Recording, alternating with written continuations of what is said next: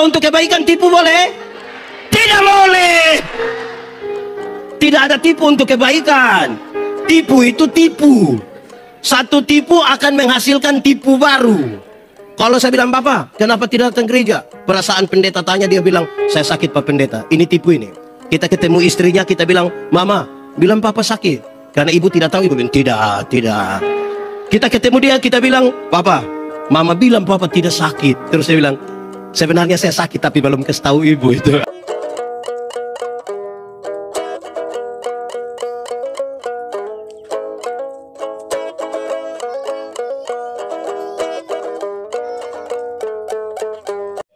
Buat sedikit, Shalom. Paulus meninggalkan jemaat di Efesus, padahal Paulus tahu betul jemaat Efesus jemaat yang kecil, tidak punya kekuatan sosial yang kuat sekali, tidak punya kekuatan politik. Dia tinggalkan padahal dia tahu betul bahwa dunia adalah medan pertempuran. Dunia apa? Medan pertempuran. Paulus mendefinisikan, karena dia medan pertempuran, semua orang akan berhadapan dengan pertempuran itu. Baik orang kaya, baik orang miskin. Baik orang kota, baik orang beriman maupun orang yang... Paulus mendefinisikan, musuh kita ada dua. Musuh yang dihadapi ada dua, yaitu musuh yang kelihatan dan musuh yang tidak kelihatan. Kalau musuhnya kelihatan, mungkin agak gampang. Kalau dia lari datang, kan kita tinggal lari kalau kelihatan. Kalau kita pegang pistol, tinggal pegang batu, tinggal. Kalau musuhnya, bagaimana kalau musuhnya tidak? Nah, itu repot. Corona termasuk kelihatan atau tidak kelihatan? Kalau yang biasa suanggi kelihatan atau tidak? Ya, kadang-kadang kelihatan. Suanggi itu apa ya kalau di Jakarta bilang? Yang biasa guna-guna orang itu. Nah, santet lah kira-kira begitu. Nah, saudara-saudara, apalagi Paulus kasih tahu. Persoalan kita sekarang, kita berhadapan dengan iblis, dan iblis itu, saya bicara dua dulu, berhadapan dengan iblis. Saya mau tanya kita, tolong jawab jujur dulu, jujur. Kita takut setan atau setan takut kita? Boleh jawab. Kita takut setan atau setan takut kita? Paduan suara, kita takut setan atau setan takut kita? Yakin setan takut kita? Yakin? Awas dia dengar. Malam dia coba nanti. Saya mau kasih tahu saudara, kerinduan kita takut setan. Setan takut kita. Kenyataan membuktikan kita takut setan. Kerinduan kita menang, kenyataan membuktikan kita kalah juga. Amin kah? Orang kalau ketakutan itu biasa melakukan langkah sembarang. Kalau ketakutan biasa sembarang itu, amin kah? Oke, saya mau tanya dulu, jemaat. Di sini tidak ada jemaat ini. Ini kursi-kursi saja, jemaat. Kalau tangan kanan gatal artinya mau? Yakin? Siapa ajar kamu? Kalau tangan kanan gatal artinya dapat uang, maka orang Koreng itu kaya raya itu. Itu bukan tangan kanan yang gatal, semua gatal habis itu. Aduh, saya bawa materi di banyak kota di Indonesia. Habis bawa materi, ada yang datang, Pak Pendeta kita foto-foto dulu. Boleh. Pas kami mau foto, ada 2-3 orang datang. Jangan 3 orang. Kalau foto 3 orang nanti saudara percaya itu. Lalu kenapa bilang jangan 3 orang? Kira-kira gitu. Kerinduan kita takut, setan takut kita. Kenyataan belum tentu. Paulus mendefinisikan lebih. Dia bilang begini, apalagi iblis itu kerja tipu-tipu. Iblis kerja tipu. Sekarang saya mau tanya kita dulu, jemaat. Tipu boleh atau tidak? Tipu boleh atau tidak? Kalau untuk kebaikan kita tipu boleh? Saya lihat saudara pecah kongsi di sini. Ulang. Tipu boleh atau tidak? Tipu boleh atau tidak? Kalau untuk kebaikan tipu boleh? Tidak boleh. Tidak ada tipu untuk kebaikan. Tipu itu tipu. Satu tipu akan menghasilkan tipu baru. Kalau saya bilang, Bapak, kenapa tidak datang gereja? Perasaan pendeta tanya, dia bilang, saya sakit Pak Pendeta. Ini tipu ini. Kita ketemu istrinya, kita bilang, Mama, bilang Papa sakit. Karena ibu tidak tahu, ibu bilang, tidak. Kita ketemu dia, kita bilang, Papa, Mama bilang Papa tidak sakit. Terus dia bilang, sebenarnya saya sakit tapi belum kasih tahu ibu itu. Hati-hati dengan tipu. Di sini ada yang biasa tipu. Ada kok tidak? Ada kok tidak? Ada duduk di sini. Coba tunjuk. Hati-hati dengan tipu-tipu. Apalagi ini caleg banyak. Ada yang politisi, partai politik. Hati-hati. Jangan tipu, tipu. Sama-sama 1, 2, 3. Jangan tipu, tipu. Kasih tahu teman di sebelah 1, 2, 3. Jangan tipu-tipu. Itu pekerjaan iblis itu. Ya, Alkitab bilang begini, jemaat. Alkitab bilang bapa dari segala penipu ialah Jadi pada waktu kita tipu, kita punya bapa namanya. Di sini ada yang dia punya bapa nama begitu. Itu jadi masalah. Pak Pendeta, kami di Jayapura ini kami tidak tipu-tipu. Kami hanya suka pakai 2 kata saja. Sebenarnya dan tapi. Kenapa kamu tidak pergi ke gereja? Sebenarnya saya pergi, Bapak. Tapi kalau tetapi itu dia tidak pergi. Kenapa kau tidak ikut? Sebenarnya saya ikut. Tapi, jadi kalau sebentar pulang ketemu orang yang harusnya hadir tapi dia tidak datang, terus kita bilang, kenapa tidak ikut? Terus dia bilang, sudah, saya tahu, tidak usah lah. Saya tahu lah, gitu. Di sini ada yang biasa pakai sebenarnya dan tapi ada. Dia orang perteka. Hati-hati. Oke. Baik, jemaat. Paulus meninggalkan jemaat, dia kemana? Dia masuk penjara. Kenapa dia masuk penjara? Melakukan tindakan kriminal? Tidak. Dia membunuh, mencuri? Tidak. Dia masuk penjara karena apa? Mau coba-coba memberitakan Injil. Percaya kepada Yesus dan memberitakan Injil membuat dia masuk penjara. Sebuah keadaan yang sangat bertolak belakang dengan kerinduan banyak orang percaya. Banyak orang pikir kalau percaya Tuhan itu tidak perlu ada proses. Banyak orang pikir kalau percaya Tuhan itu jalan aman. Beberapa orang pikir kalau percaya Tuhan itu, kalau sakit kepala tinggal bilang dalam nama Yesus. Beberapa orang pikir kalau percaya Tuhan itu pagi-pagi petugas koperasi datang di rumah. Tuhan Yesus kasih keliru dia supaya dia pergi. Di Jayapura kenal petugas koperasi juga? Kenal? Datang harian atau mingguan? Orang Gerindra tolong bantulah supaya petugas koperasi jangan datang-datang di kita punya rumah lah. Bantu-bantu sedikit. Supaya jangan datang-datang itu petugas koperasi itu. Oke, baik. Jemaat. Ini semua percaya Tuhan? Yakin? Amin. Sudah siap? Masuk penjara? Saya lihat yang lain mulai ragu-ragu. Baik. Jemaat. Waktu dia masuk di penjara, setiap hari dia lihat itu tentara-tentara pakai atribut mereka. Berdasarkan gambaran-gambaran dari seorang tentara itulah. Kemudian Paulus menasihati jemaat. Dia mau kasih tahu orang. Pertama dia kasih tahu.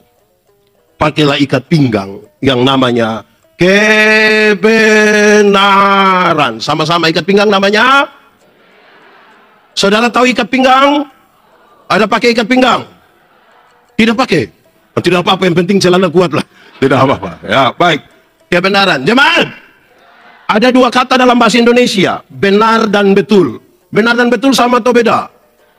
Beda atau sama? Sama atau beda? Beda atau sama? Sama. Benar bisa berarti betul, betul bisa berarti benar. Tapi 2 kata yang sama ini, kalau sama-sama diberi awalan ke dan akhiran an, benar akan jadi kebenaran. Betul akan jadi masih sama artinya? Tidak. Kebenaran arti lain, kebetulan arti lain. Sekarang saya mau tanya, kalau hari ini saudara ikut acara ini, ibadah dan doa bersama di sini, kebenaran atau kebetulan? Saya kira kebetulan memang tidak, ini kebenaran ya. Amin ya. Oke, kalau kita masih hidup hingga hari ini, kebenaran atau kebetulan? Kalau Tuhan mau berkorban bagi kita, kebenaran atau kebetulan? Mantap. Kalau untuk Tuhan itu kebenaran. Saya geser sedikit. Kalau kita kulit hitam, kebenaran atau kebetulan? Kalau kita kulit hitam, kebenaran atau kebetulan? Saya lihat saudara mulai ragu-ragu di sini. Jemaat. Hari-hari ini saudara, bahkan warna kulit pun bisa jadi berhala baru. Seolah-olah orang kulit putih, coba saudara ikut semua iklan kecantikan kulit di televisi. Seluruh iklan kecantikan kulit di televisi mengarahkan saya dan saudara untuk ambil kesimpulan, seolah-olah kalau orang kulit putih lebih baik dari kulit hitam. Akhirnya setiap kali yang kulit putih berdiri di depan, yang kulit hitam macam gelisah bagaimana itu? Tidak bisa. Ada lagu dulu bilang, biarlah yang hitam, jangan harapkan. Mau pakai oker juga tidak bisa. Saudara pakai pemutih minta maaf di wajah saja, leher ke bawah gelap lagi. Dan saudara, kita harus mulai dari sebuah keyakinan Tuhan tidak pernah salah. Tuhan tidak pernah salah. Coba saudara ikuti semua iklan kecantikan rambut di televisi. Seolah-olah kalau orang rambut lurus lebih baik dari rambut keriting. Saya protes itu. Saya berkhotbah dalam banyak acara mendorong budaya positif Valentine. Saya bilang, di hari kasih sayang ini, yang paling akan menikmati belayan seorang suami adalah mereka yang rambut keriting, bukan yang rambut lurus. Orang bilang, kenapa pendeta bilang begitu? Rambut lurus itu dibelai tidak terlalu indah lah. Tidak. Kalau lurus itu kita belaikan, kita taruh tangan terus kita bilang, sayang. Tidak klik itu. Tidak ada apa itu. Masa sayang? Tidak ada. Kalau keriting itu dibelai menarik.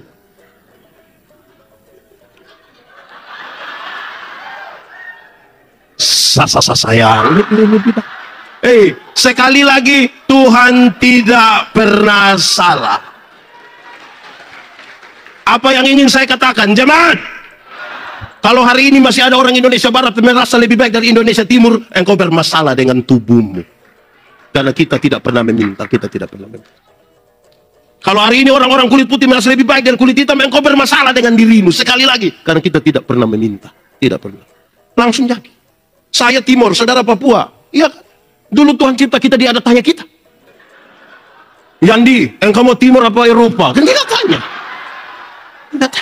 Tidak boleh ada pelecehan kemanusiaan. Tidak boleh. Bahkan dengar, jemaat. Bahkan hari-hari ini, berat badan saja jadi berhala baru. Berat badan. Seolah-olah seorang perempuan cantik harus tinggi 170 cm, berat badan 48 kg. Jadi proporsional sekali. Akhirnya banyak ibu-ibu itu tidak makan malam. Iya. Dorang hanya telan ludah malam. Terus asam lambung naik, baru dia bilang, dalam nama tidak sembuh. Jemaat. Kalau ada dua orang gemuk duduk di sini, terus yang gemuk satu lewat situ, dengar orang dua punya percakapan. Pasti yang satu bilang begini, saya dengan dia siapa lebih kurus. Macam butuh pengakuan sekali itu. Oke, baik. Jemaat. Banyak orang merasa tinggal dalam kebenaran. Tapi apa benar? Belum tentu. Kenapa saudara? Kebenaran dalam Alkitab itu punya 3 dimensi. 1, kebenaran itu berdimensi legalitas. Ikut aturan. Semua bentuk pelanggaran terhadap aturan Tuhan tidak mau. Kalau mau menang ikut aturan. Semua bentuk pelanggaran Tuhan tidak mau. Legalitas yang dibangun di atas pulihnya hubungan antara manusia berdosa ini dengan Tuhan. Saya pakai contoh. Saudara tahu motor? Pernah naik motor? Siapa punya motor? Sendiri punya? Sudah lunas? Ya beli, ya kasih lunas lah. Oke. Kalau saudara naik motor, pakai helm, ada SIM, ada STNK, lampu-lampu ada, kaca spion ada. Ada operasi lalu lintas di jalan situ. Berani pergi? Berani. Tapi coba, SIM tidak ada, lampu-lampu tidak ada, kaca spion tidak ada. Ada operasi lalu lintas di situ, berani pergi? Berani pergi? Kenapa tidak berani? Kan saudara punya om polisi itu. Kalau pakai helm, kaca spion ada, lampu-lampu ada, semua ada, mereka operasi di situ, polisi operasi di situ, kita pergi. Sampai sana dia tidak tahan kita putar kembali. Dia tanya, kenapa kau putar kembali? Pak, tolong tilang saya. Ikut aturan. Di sini ada yang biasa langgar aturan? Ada. Betul-betul ada. Dia paham apa? Aduh, jangan masuk di situ. Itu jadi masalah nanti. Jemaat. Pertama tadi kebenaran berdimensi apa? Legal. Kedua, kebenaran itu punya dimensi moral. Dimensi apa? Moralitas. Moralitas itu adalah kesatuan antara pikiran, perkataan, perbuatan. Kebenaran itu bermoral. Kenapa? Karena tidak semua yang kelihatan baik dibangun di atas motivasi yang benar. Makanya Paulus bilang, ingat, apapun yang kamu perbuat, perbuatlah dengan segenap hatimu. Seperti untuk, dan bukan untuk jemaat. Ingat bahwa tidak semua senyum tulus. Tidak semua senyum tulus. Kita datang, kita bilang, "Shalom!" Dia bilang, "Shalom." Kita lewat, baru dia bilang, Tuh. Amin kah? Ya. Saya mengajar, saya berbagi tentang ilmu homiletika, berkhotbah. Orang tanya saya, "Pendeta, khotbah yang baik itu yang bagaimana?" Saya bilang, "Kau punya maksud. Khotbah yang baik itu tulis atau tidak tulis, berapi-api atau berair-air." Saya bilang khotbah yang baik bukan soal tulis atau tidak tulis, bukan soal berapi-api atau berair-air. Khotbah yang baik ialah omong apa ya buat begitu. Jangan omong lain. Ada yang lebih parah, bukan sekedar omong lain buat lain. Ada yang malah pikir lain, omong lain, buat lain. Hasilnya kelainan. Jadi kalau saudara ketemu orang kelainan itu kan tidak sinkron semua. Ini lain tindakan.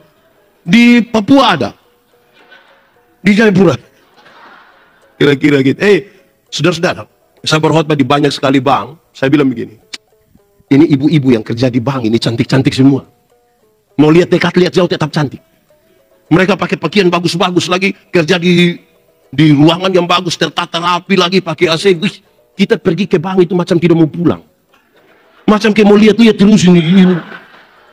Kita baru naik tangga terakhir, di tangga terakhir dengan santun sekali mereka bilang begini, "Selamat siang, ada yang bisa kami bantu?" Terus saya tanya dorang, "Ibu-ibu, siapa di antara ibu-ibu yang ketika bangun pagi lihat suami bangun, terus dia bilang, 'Selamat pagi, ada yang bisa kami bantu?'"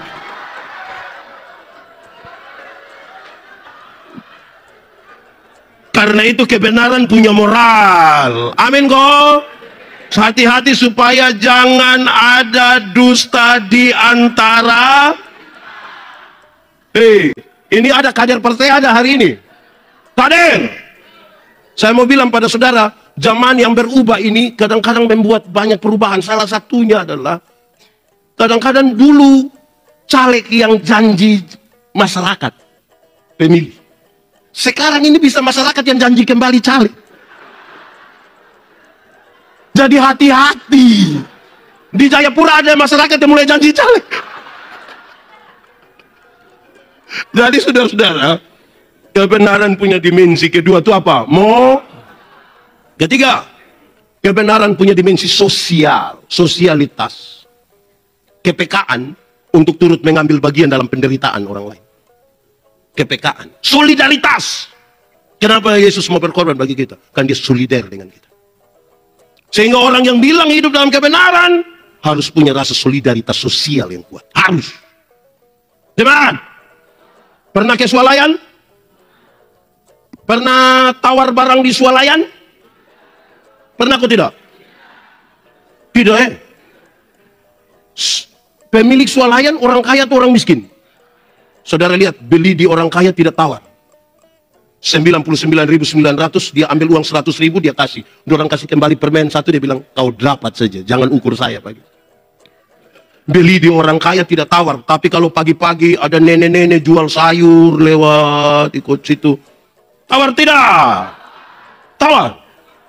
Tahu juga. Itu tawar itu mengerikan. "Nenek, sayur berapa?" Ini nenek-nenek sudah senang ini. Nenek susah, mungkin pulang jual sayur dia sudah mati mungkin. Kita tanya, "Sayur berapa?" 3.000. Terus dia bilang 3.000. Kita sengaja kaget. "Hah? 3.000? Bisa 9.000. Kadang-kadang tambah satu kalimat sepotong. "Bisa 9.000 kah? Nenek dong tanam sendiri juga."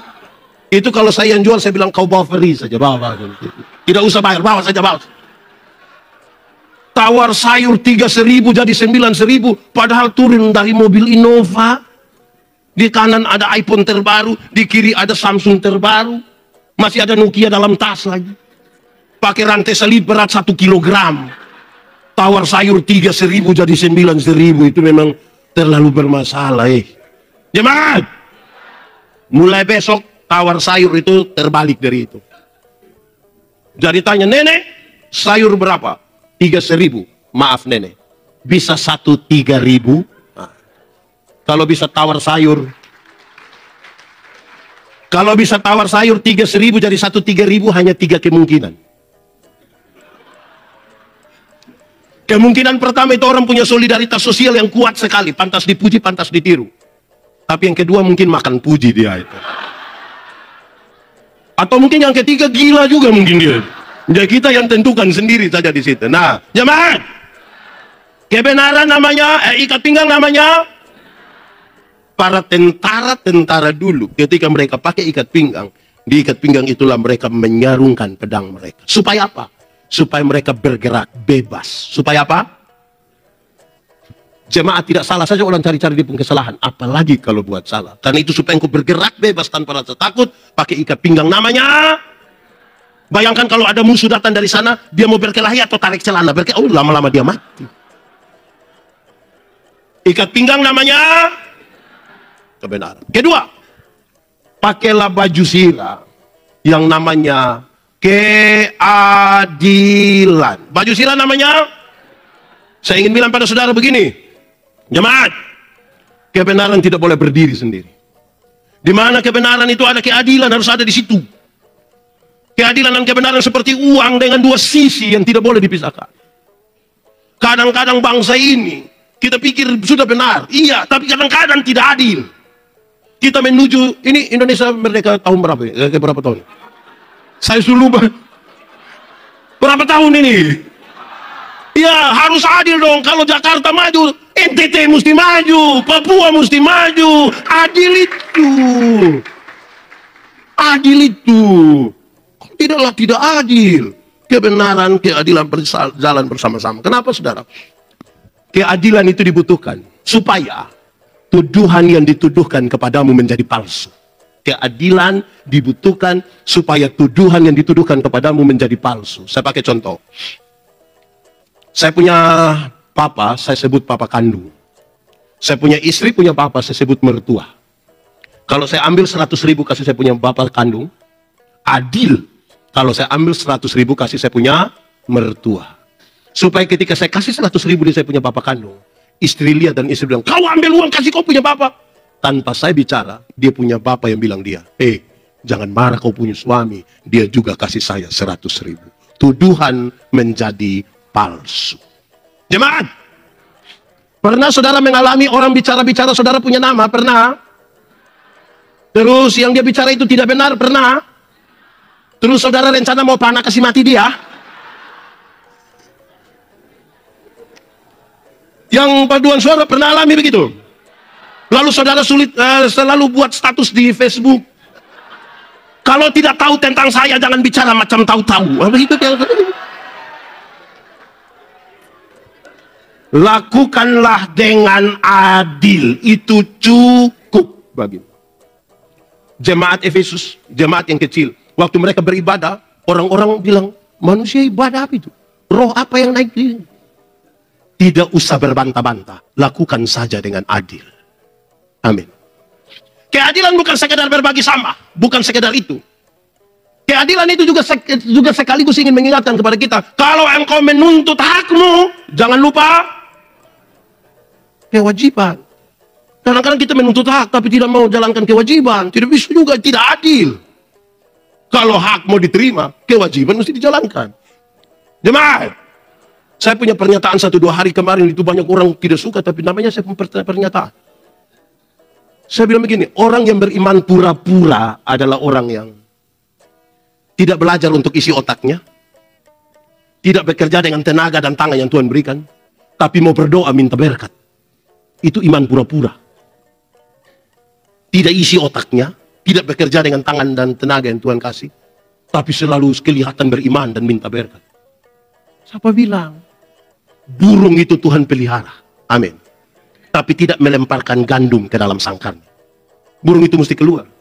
Dia cari di ladang-ladang. Resiko kena panah. Dia tetap harus cari.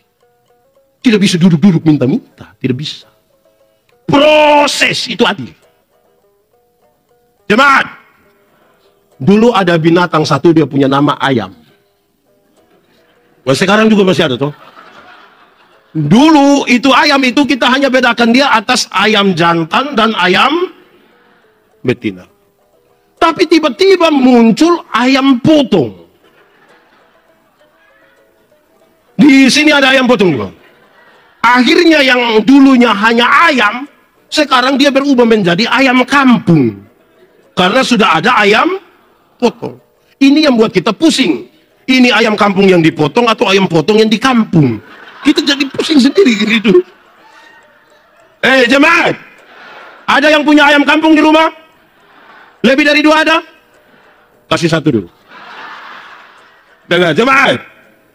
Ayam kampung itu kita pelihara setengah tahun, 1 tahun masih kecil. Tapi dia punya daging enak tidak? Kalau betina bertelur ke tidak? Kalau dijual mahal tidak? Karena dia mengalami proses yang baik. Ayam potong, tahu ayam potong? Kita pelihara 1 bulan saja dia punya mata sudah besar begini. Itu kalau lihat pakai kaca pembesar, kalau lihat langsung.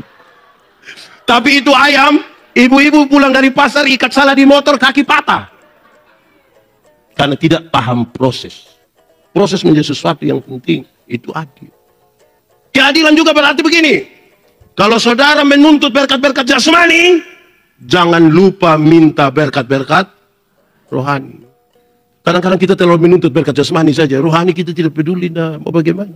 Padahal yang jasmani bisa direkayasa dan yang jasmani semua akan selesai. Beredar di grup-grup WA itu bilang begini. Yang jasmani ini. Kalau sudah umur 50 tahun, cantik atau tidak cantik itu tidak penting lagi. Karena tidak bisa disembunyikan lagi di balik lipstik dan bedak. Tidak bisa lagi. Waktu kita umur 20-30 tahun itu yang kelihatan kita kinclong sekali. 50 tahun, meleleh ini. Ini meleleh. Meleleh. Saya punya teman kami masih SMA. Dia tato Guns N' Roses yang... Woi, gagah. Kulit bagus, tinta bagus, kontras mantap. Umur 17. Waktu dia umur 43 tahun dia sakit, kami pergi lihat dia, saya juga sedih. Saya sedih. Itu tato itu bukan seperti orang begini lagi, seperti orang begini. Seperti menyembah itu. Mau apa? Ibu-ibu. Di sini tidak ada ibu-ibu. Ini SMP semua. Ibu-ibu. Kalau ada yang datang tanya, ibu, umur berapa? Terus ibu bilang, 50. Dia sengaja kaget. Hah? 50? Macam baru 30. Jangan percaya, jangan percaya. Masa umur 50 sama dengan 35? Nah, yang 15 di mana? Kalau ibu jalan dengan ibu punya anak perempuan, ada yang tanya, siapa ini? Ini siapa ini? Ini siapa? Oh, itu saya punya anak perempuan yang pertama. Terus dia sengaja kaget. Anak perempuan? Macam kakak adik. Jangan percaya, jangan percaya. Masa mama dengan anak macam kakak adik? Mama dengan anak kalau seperti kakak adik itu hanya 2 kemungkinan. Kemungkinan pertama, dia punya anak nona itu mukanya terlalu tua. Jadi dan dia punya mama tuh tipis sekali. Atau kemungkinan yang kedua, dia punya mama menikah terlalu muda. Mungkin 6 tahun sudah nikah. Akhirnya jangan bangga di situ. Umur 60 tahun, jemaat. Umur 60 tahun ada jabatan atau tidak ada jabatan sama saja. Kau sudah pensiun? TNI, Polri, apalagi ASN, rata-rata kan pensiun umur 60 toh. Waktu kita aktif itu yang orang datang ketemu kita, siap, laksanakan, hormat, nah, itu aktif, Bapak. Sudah pensiun mau terima pensiun di kantor pos itu, anak kecil yang baru honor 3 bulan, dia bisa lihat kita dari jauh baru dia bilang, tua, kau aman kau tua? Hati sakit kita ini.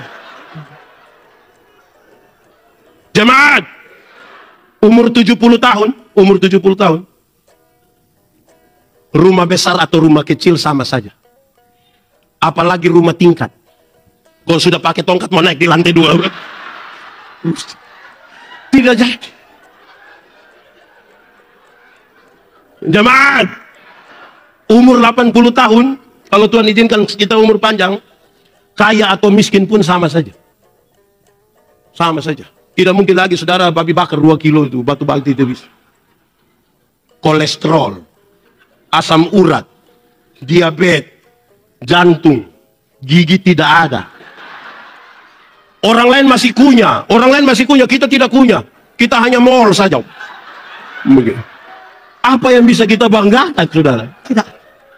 Adil kalau jangan hanya minta berkat jasmani, toh, minta juga berkat. Nanti kesimpulannya di akhir khotbah ini, saudara tahu kenapa halal itu penting. Sudah dua. Pertama, ikat pinggang namanya, baju sirah namanya. Ketiga, pakailah sepatu, pakailah kasut, pakailah sendal yang namanya kerelaan. Kerelaan. Memang kalau melakukan sesuatu tidak rela itu tidak bisa. Paduan suara. Ini semua latihan rela-rela semua. Atau pas tampil yang rela. Melakukan sesuatu kalau tidak rela itu tidak bisa. Mesti rela. Pernah putus cinta? Ulang-ulang. Saya prihatin. Kalau kita putus cinta, dengar. Kalau putus cinta dan kita tidak segera rela, melepaskan, move on sudah. Kita bisa sakit hati dari tamat SMP sampai mati. Itu om, itu nona, itu nyong kasih naik foto dengan dia punya tante, kita yang tersinggung. Nanti kita capture itu foto, lingkar merah di itu tante punya kepala, anak panah merah tunjuk di dia punya mata. Kita messenger dia bertanya, siapa itu? Rela. Melakukan sesuatu mesti di sini ada pengurus partai. Ada. Rela. Amin.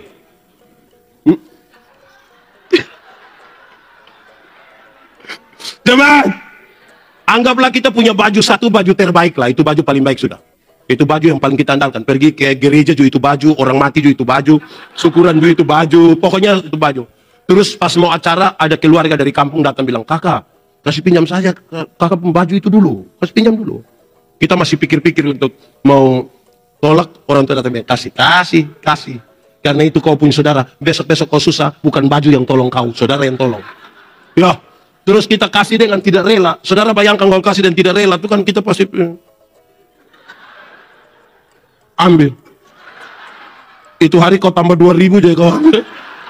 Kerelaan itu penting. Amin. Jemaat. Bukan itu yang Paulus maksud. Dia masuk sedikit lebih dalam.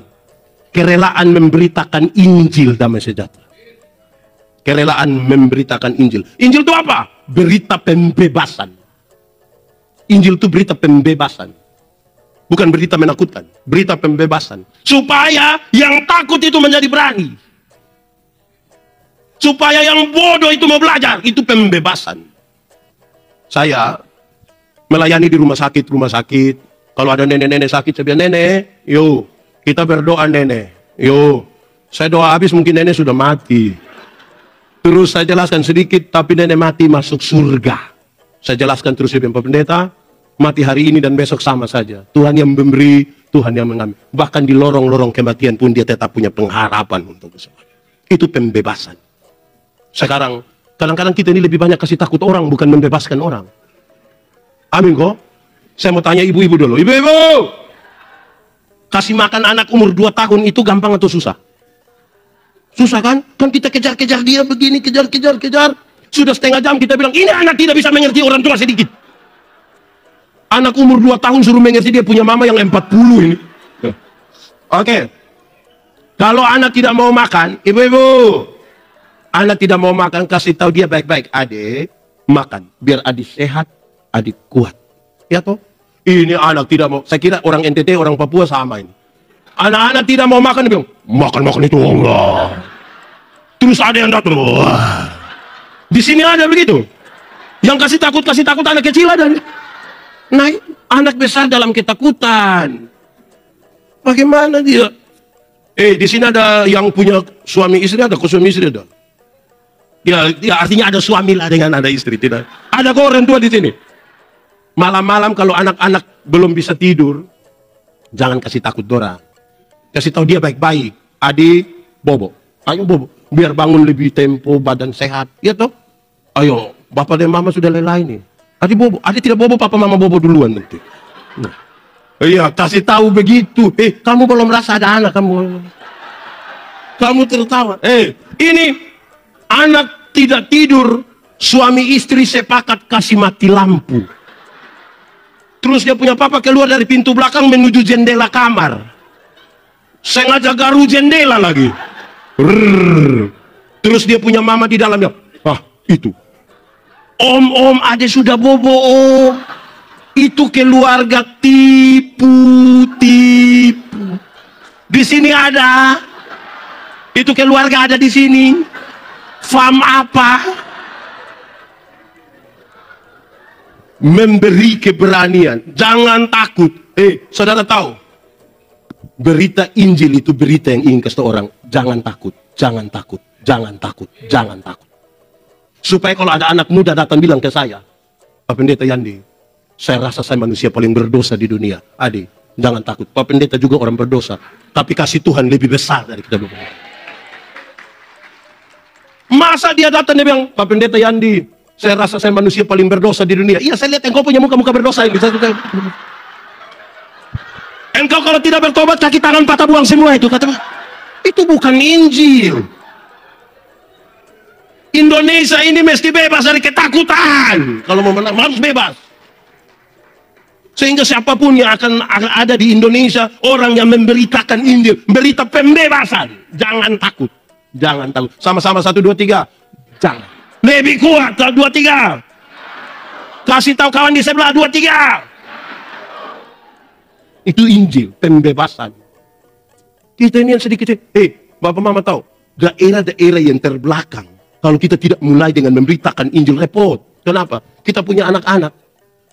Kita pergi, saya bilang jemaat, jemaat, saya pergi kau punya rumah, jangan kasih saya roti, biskuit, tidak usah. Kenapa Bapak? Tidak usah kasih. Bapak bukan datang tiap hari juga, kasih saya ubi kah, pisang kah, kelapa kah. Kenapa? Saya pikiran. Pikiran apa? Saya pikiran ini, kalau kau kasih saya biskuit itu, setiap kali saya mau makan, kamu punya anak dari belakang ini kain pintu dia. Kita panggil dia datang bilang, mari dia bilang, kalau ini kita tidak bisa memberi kepada mereka semangat untuk hidup, sampai kapan kita dengan mental seperti itu? Sampai kapan? Dan itu tanggung jawab kita sebagai orang-orang beriman, untuk bilang kepada mereka, jangan takut. Jangan takut. Amin kok? Kita takut setan atau setan? Oke, ikat pinggang namanya, baju sirah namanya, sepatu namanya. Tentara-tentara itu kalau mereka sudah pakai mereka punya sepatu itu, mau masuk lumpur kah, duri kah, panas kah, semua mereka masuk. Karena dia bilang pakailah sepatu namanya kerelaan untuk memberitakan Injil dalam Indonesia. Keempat, pakailah perisai yang namanya iman. Perisai namanya iman. Perisai dulu ada 2. Satu perisai kecil yang ditaruh di tangan untuk perkelahian 1 lawan 1 pakai pedang. Nah itu satu. Tapi ada perisai yang kedua, dia besar seperti tudung saji. Kenapa? Orang dulu kalau perang itu bukan saja pakai panah yang tajam, tapi setiap kali mau panah mereka celup dulu di dalam ter, dibakar baru panah. Datang 100-200 anak panah. Kalau pakai yang kecil begini, mati. Jadi harus pakai yang besar kita. Gitu. Pakailah perisai namanya apa? Kenapa iman penting? Karena ada banyak hal yang kita tidak duga. Ada banyak hal kita tidak duga. Kita akhiri 2019, mau masuk dengan penuh harap di 2020. Tiba-tiba COVID datang, menjungkir balikan banyak. Dan sekarang kita mulai bergerak. Kalau kita tidak dengan iman, tidak bisa. Jangankan itu, saudara. Kita di rumah saja, kita di kantor saja. Kadang-kadang ada datang ibu-ibu. Salam, selamat pagi, apa kabar semua? Cantik-cantik, ganteng-ganteng semua. Ya, hari ini. Besok dia datang. Mungkin semalam itu efek vaksin atau apa dia. Datang kan tiba-tiba dia berubah. Dia tidak bicara seperti kemarin. Kita bilang, ibu, kenapa tidak ceria seperti kemarin? Kau tanya-tanya kenapa? Jadi masa. Jadi, itu harus disikapi dengan saudara dengar. Iman itu membuat kita tuh menggantungkan harap pada Tuhan. Ada kendaraan jalan, kecelakaan, tinggal 2 orang yang selamat, 1 orang beriman, 1 orang tidak beriman. Yang beriman akan bilang begini, untung Tuhan saya selamat. Untung yang tidak beriman akan bilang, untung tadi saya lompat cepat-cepat. Ini satu peristiwa yang baik. Jemaat, iman ialah dasar dari segala sesuatu yang kita harapkan dan bukti dari segala sesuatu yang tidak kita lihat. Ada kira-kira 3 kata kunci. Saya mulai. Dasar. Dasar itu fondasi. Tahu fondasi? Teori tentang fondasi itu ringan. Fondasi kuat, bangunan kuat. Fondasi miring, bangunan miring. Jelas kan? Fondasi dari apa? Segala sesuatu yang kita harapkan. Saudara mau jadi orang paling kaya di Indonesia, silakan. Saudara mau jadi orang yang paling sukses di Indonesia, silakan. Saudara mau jadi perempuan tercantik CRT,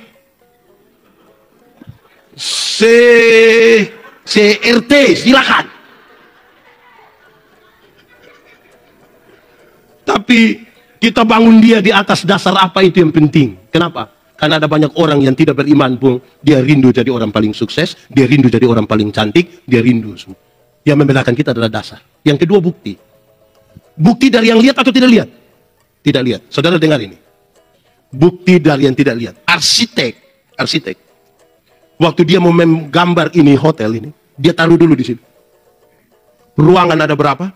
Ukuran berapa? Pintu di mana? Jendela di mana? Tangga di mana? Lift di mana? Dia gambar di sini. Kelihatan atau tidak kelihatan? Dari yang tidak kelihatan, dia tuangkan di satu kertas. Kelihatan atau tidak? Dari yang kelihatan itu orang mulai bekerja, jadilah ini hotel kan? Setelah jadi ini hotel, banyak orang kan kagum ini hotel kan? Ini, pedun saudara, tadi ada foto-foto di situ. Kenapa kamu tidak foto? Orang kagum tentang bangunan, kan dia datang dia foto-foto di situ. Separuh begini, separuh begini, separuh begini. Iya kan? Tapi dengar, titik-titik terkuat dari ini gedung, yang foto itu tahu? Tahu atau tidak? Siapa yang paling tahu? Hanya dua orang, yang menggambar dan yang mengerjakan. Tuhan menyelidiki kita punya hati yang mana itu. Amin kah? Sehingga dalam segala perkara, pakailah perisai iman. Itu kita setuju persis dengan ini. Hanya orang beriman yang akan bilang, Tuhan indah rencana. Yang tidak beriman tidak bisa bilang. Tidak bisa. Sudah 4. Ini khotbah baru di awal-awal ini, belum. Ikat pinggang namanya, baju sirah, sepatu, perisai, pakailah ketopong.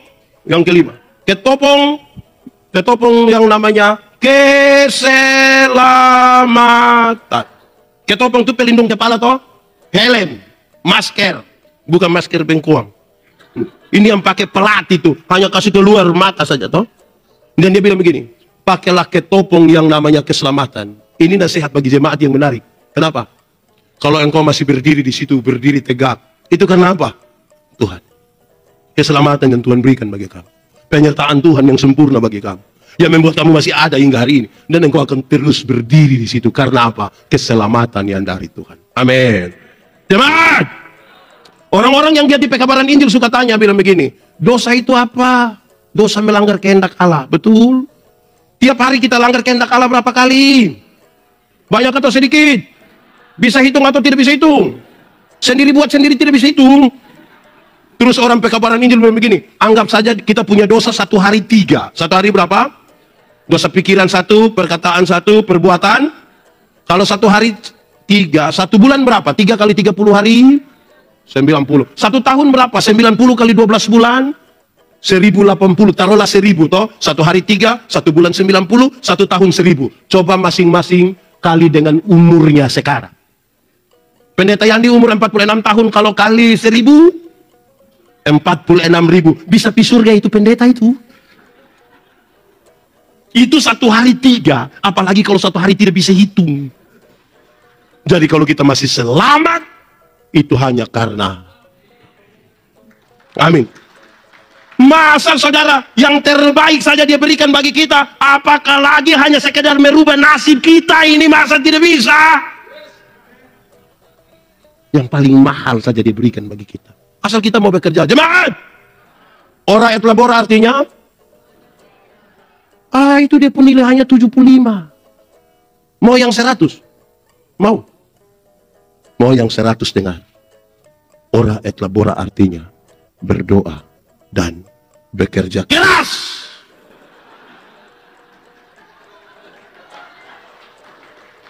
Ora et labora artinya keras. Jangan balik doanya yang keras-keras, kerja lemah-lemah. Mau bagaimana menang? Amin kok? Begitu. Gerindra mesti doa dengan kerja. Jangan kerja main-main. Nanti ada sidak dan baru pusing nanti kita. Amin toh? Begitu. Oke, ikat pinggang namanya. Baju sirah namanya. Sepatu. Perisai. Ketopong. 5 hal yang disampaikan di awal itu hanya perlengkapan bertahan. Perlengkapan apa? Jemaat. Ada yang suka sepak bola? Real Madrid atau Barcelona? Real atau Barca? Barca atau Real? Real atau Barca? Barca atau Real? Oke. Real Madrid itu hebat-hebat begitu, Barcelona jago-jago begitu. Tapi kalau hanya bertahan, lawan Persipura kalah. Dia harus menyerang untuk memenangkan pertarungan. Kalau bertahan, harus menyerang. Amin. Paulus kasih tahu 2 senjata untuk serang. 2 senjata untuk serang. 1, firman. 1 apa? Firman itu yang akan memutuskan. Saya setuju dengan ibu, saya tidak setuju dengan bapak. Saya mau ikut ini, saya tidak ikutin. Kan dia pakai ukuran itu.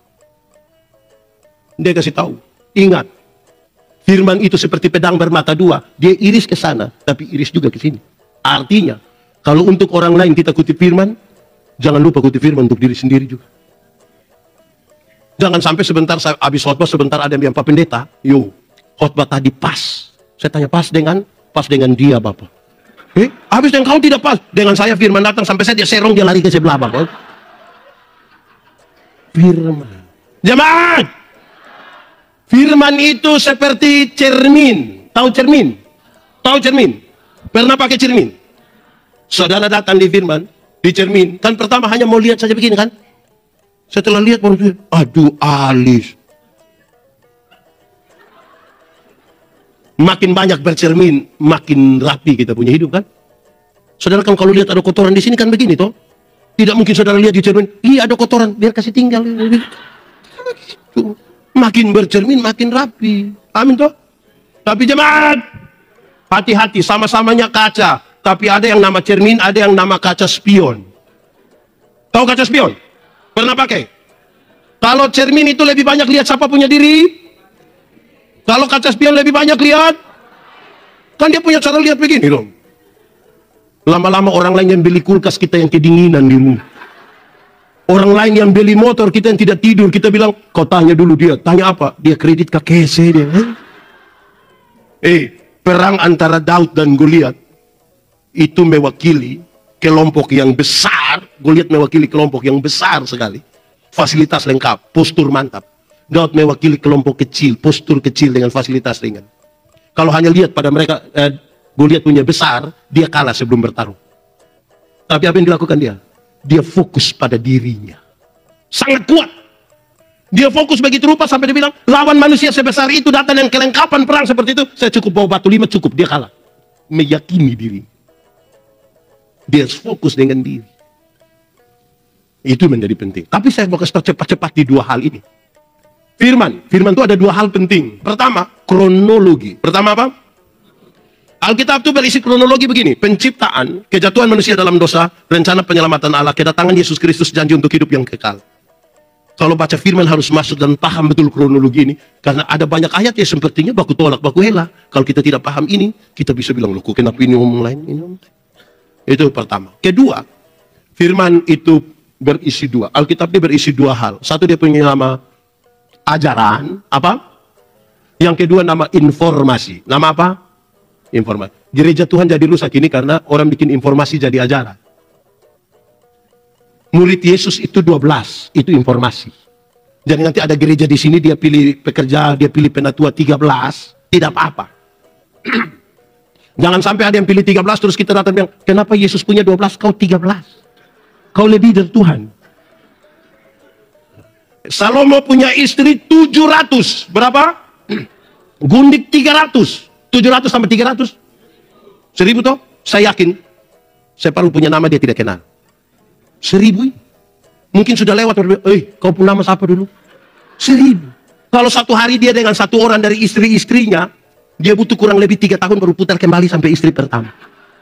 Itu dia sampai sudah pemilu berikut 2020. Tapi itu, kalau Alkitab bilang, istri 700, gundik 300, itu informasi, bukan ajaran. Jangan sampai tagal mau kawin 2, dia bilang, kenapa Salomo boleh 700? Saya baru mau masuk 2, kamu marah-marah. Jadi, mau pakai firman mesti jelas. Hendaklah, hendaklah, hendaklah. Janganlah, janganlah, jangan. Supaya kita tahu mana. Amin kok? Oke. Ikat pinggang. Baju sirah. Sepatu, perisai, ketopong. Senjata pertama, firman. Senjata kedua, ini terakhir. Senjata kedua, doa. Senjata kedua apa? Doa. Jemaat, doa itu relasi, bukan kata-kata. Doa itu relasi, bukan kata-kata. Banyak orang terlalu sibuk dengan kata-kata sampai lupa bangun relasi. Kalau saya dengan beliau ini, kami dua punya relasi, kami dua kenal baik. Saya jalan kaki, beliau naik motor, ketemu saya di jalan tanpa saya minta, dia berhenti tanpa saya minta. Hei pendeta, mau kemana? Naik, karena kami dua saling kenal. Tapi kalau kami dua tidak saling kenal, kami dua tidak ada relasi, saya jalan kaki, dia naik motor, ketemu saya di jalan, dia berhenti, tapi dia tanya, ojek apa? Doa itu relasi. Jemaat, jemaat bisa berkata-kata dengan orang yang saudara tidak kenal. Contoh, pernah aku tidak saudara telepon, terus ada satu suara bilang begini, nomor yang Anda tuju tidak dapat dihubungi. Pernah? Suara perempuan atau suara laki-laki? Itu kamu pun kakak. Apalagi saya kira di Jakarta sudah lebih maju lagi, jadi bahkan mesin saja bicara dengan kita. Kita mau sampai di tol, mau sampai pintu masuk mana, itu nona bilang, tempelkan kartu Anda. Pas uang sudah keluar, terima kasih. Itu mesin saja bisa omong begitu. Doa bukan kata-kata. Doa apa? Relasi. Ada 5 yang disampaikan. Saya omong cepat-cepat saja. Satu, berdoalah setiap waktu. Sama-sama. Berdoalah. Yang dimaksud dengan setiap waktu dalam ayat 18 itu bukan berarti jam 5, jam 6, jam 7, jam 8, jam 9. Bukan itu. Berdoalah waktu kamu senang. Berdoalah waktu kamu. Berdoalah waktu kamu sehat, berdoalah waktu kamu, berdoalah waktu kamu untung, berdoalah waktu kamu. Karena kita ditempatkan pada 3 kondisi. Satu, ada kondisi di mana kita mau, Tuhan juga mau sesuai rencananya. Tapi ada kondisi kedua, kita mau, Tuhan tidak mau. Ada kondisi yang ketiga, Tuhan mau, tapi kita yang tidak mau. Tuhan bilang, hei, kamu tolong kerja dengan baik-baik dulu, adil-adil dulu. Kita yang masih aduh. Karena itu berdoalah setiap. Kedua, berdoa dalam roh. Sama-sama berdoa. Yang dimaksud dengan berdoa dalam roh dalam teks ini, dia pun maksud begini. Berdoalah dalam kesatuan dengan Roh Kudus. Roh Kudus itu catatannya begini. Tuhan yang kita sembah itu Tuhan yang kudus. Yang kudus tidak dapat bersatu dengan yang tidak kudus. Tanggalkanlah kasutmu sebab tempat di mana engkau berdiri itu kudus. Kalau orang biasa kutip Roma 8 ayat 28, Allah turut bekerja untuk mendatangkan kebaikan. Tapi saya mau kasih saudara, sebelum ayat 28, ada ayat 26-27, dia bilang begini, roh, kesatuan dengan Roh Kudus itu, berdoa bagi hal-hal yang tidak terkatakan. Yang kedua, karena 5 menit ke depan dari hidupmu yang kau tidak tahu, dan masa depan, kalau engkau ada masalah yang kau tidak tahu jalan keluar terbaik darimu apa, kecuali Roh yang tahu. Setelah paham itu 2 hal, dia boleh bilang begini, Allah turut bekerja untuk mendatangkan kebaikan. Harus paham itu. Ketiga, berdoalah dan berjaga-jaga. Berdoa dan, yang dimaksud berdoa dan berjaga-jaga itu begini. Bagian kita sempurnakan, kerjakan yang baik. Kalau saudara ada kios, ada toko di rumah, setelah dengar khotbah ini, siapa yang berani pulang bilang begini, anak-anak, sebentar jam tidur, kamu langsung tidur saja, tidak usah tutup toko, tidak usah tutup kios. Terus anak-anak bilang, mama kenapa begitu? Kita sudah berdoa. Menurut saudara besok beras masih ada? Masih ada? Gula ada? Dia mutasi ke? Bagian kita lakukan. Amin toh? Keempat, berdoa tanpa putus-putus. Berdoa tanpa putus-putus. Yang dimaksud dengan berdoa tanpa putus-putus itu begini, terinstalasi, terkoneksi. Listrik di ini gedung ini kan terinstalasi dengan baik. Ketika kita butuh ini lampu kan tinggal colok, mau cas HP tinggal colok, mau kasih hidup ini barang-barang kan tinggal colok, karena sudah terkoneksi. Amin toh? Yang kelima dia bilang begini, berdoalah juga untuk orang lain. Berdoa untuk, yang dimaksud dengan doa syafaat adalah berdiri menggantikan seseorang untuk menyampaikan pergumulan-pergumulan. Karena saya kira acara ini benar. Saudara, dengar. Coba saudara periksa. Pernah berdoa untuk orang lain atau tidak? Betul? Doa apa? Doa serahkan. Oh, mantap. Jemaat, coba periksa 10 doa terakhir dari kita. 10 doa terakhir dari kita, coba periksa. Bagi yang biasa berdoa, yang tidak berdoa dia periksa apa? Nah, yang 10 doa terakhir, coba saudara periksa. 1 menit pertama kita punya doa itu, Tuhan terima kasih, Engkau luar biasa, Engkau mantap. Itu 1 menit pertama. Masuk menit kedua itu daftar permintaan. Itu semacam proposal. Proposal rohani. Minta 5, 10, 20, 30, 40, 50, 60, 70, 80. Terus di bagian terakhir dia bilang, ampunilah segala dosa kami. Dalam nama Yesus kami berdoa. Itu separuh sebelum kata ampun itu ada kalimat potong yang dia biasa pakai. Dia bilang, Tuhan, sebenarnya masih banyak hal yang ingin. Nah, 80 tadi itu kurang banyak kan? Dan tidak apa-apa lah, kan minta juga di Tuhan, tidak apa-apa, tidak apa-apa. Tapi coba saudara periksa. Permintaan kita jangan-jangan terlalu egois hanya untuk kita punya diri. Kita tidak pernah berdoa bagi orang lain. Dengarkan nasihat Rasul Paulus soal hal ini. Dengar, dia bilang begini. Tidak ada pemerintahan yang tidak berasal dari Allah. Pemerintah itu adalah hamba Allah.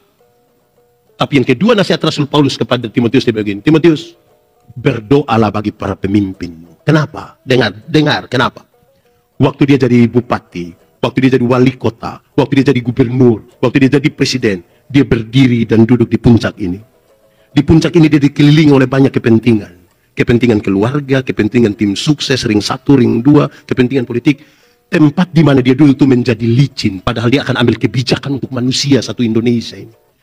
Berdoa supaya dia tidak tergelincir di situ. Kan dia akan mengambil kebijakan menyangkut saya dan saudara. Jaga baik-baik supaya dia jangan kepentingannya terlalu banyak.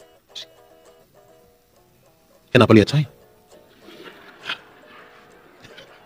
Ikat pinggang namanya, baju sirah, sepatu, perisai, ketopong, senjata pertama, senjata kedua.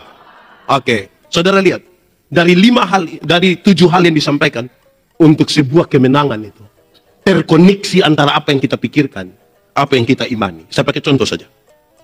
Mati hidup Tuhan yang atur, amin, amin. Itu soal iman. Yang iman kasih tahu otak, kau tahu ke tidak? Tidak tahu. Kenapa? Terus tahu dulu. Otak, mati hidup itu Tuhan yang atur. Oh, jadi otak kau kasih tahu kaki itu supaya kalau ada trek lari kencang ke depan, kaki jangan lompat ke tengah jalan. Bisa paham koneksinya? Ada masa depan dalam tangan Tuhan. Amin. Saudara percaya Tuhan menyiapkan masa depan bagi anak-anakmu. Amin. Betul, saya juga yakin. Tapi yang antar itu anak dompi sekolah, bukan Tuhan yang antar. Siapa yang antar? Siapa yang antar? Orang tua. Atau siapa yang di Jayapura karena dia terlalu sibuk, pagi-pagi dia berdoa, Tuhan, saya sibuk jadi Tuhan tolong jemput anak, Lord. Tuhan yang jemput pulang menangis, Bapak, menangis. Jadi bagian kita itu, ada yang mau Tuhan jemput, makanya yang kita punya maksimalkan. Amin kok? Oke, jemaat. Pesannya sangat kuat bagi sebuah kemenangan. Dalam rencana Allah kan Tuhan mau kita berproses. Saudara tahu, dia ini jangankan dalam gereja, saudara. Perusahaan-perusahaan swasta saja. Mereka waktu bangun, yang dicari pertama itu apa?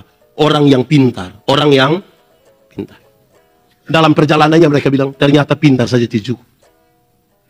Itu orang harus punya kekuatan emosi yang baik. Kekuatan apa? Saudara tahu kenapa emosi penting? Tidak kurang orang pintar di Indonesia, tidak kurang. Tapi orang tidak bisa untuk mengendalikan emosi. Saudara tahu, satu tindakan emosional menghancurkan dia punya hidup, menghancurkan keluarga punya hidup, menghancurkan karir, menghancurkan semua. Hari-hari ini kan kita dengar banyak informasi, berita-berita di televisi soal orang yang pintar sekali tapi emosi yang tidak terkendali. Orang yang tidak bisa kendalikan emosi, korup. Karena dia terlalu banyak merindukan, mau kasih kenyang dia pun paling cukup sudah. Yang ini emosi mesti bagus. Amin kah? Harus tambah satu. Dia mesti, ini sudah bagus ini. Emosi sudah bagus, tambah satu. Dia mesti punya kekuatan spiritual yang bagus. Spiritualitas itu, saudara, gerakan dari dalam keluar untuk Indonesia Raya. Itu spirit. Yang dari dalam keluar itu namanya pencitraan. Spiritualitas itu gerakan dari dalam keluar. Yang di dalam itu apa? Teologi. Yang keluar itu apa? Etika. Perjumpaan teologi dan etika itulah spiritualitas. Ada sampah. Kita semua tidak suka sampah kan? Orang yang punya spiritualitas yang bagus, dia ambil saja, dia sapu saja, karena gerakannya dari dalam keluar. Yang pencitraan, itu dia kasih tahu dia punya teman. Pas saya sapu, engkau foto. Sama-sama bagus. Nah sekarang saudara-saudara, untuk memahami kehendak Tuhan, supaya kita, oh ini indah rencanamu ini Tuhan, dalam rangka menang bersama Indonesia, saya kira ini dia punya catatan baik bagi kita. Kita mesti profesional di kita bidang. Pendeta-pendeta sudah profesional di depan bidang, politisi mesti profesional juga. Jangan sampai politisi, dia bilang, itu hari saya tidak mau, tapi memang orang sudah datang-datang, mau bagaimana. Aduh kita mati sudah kalau begitu.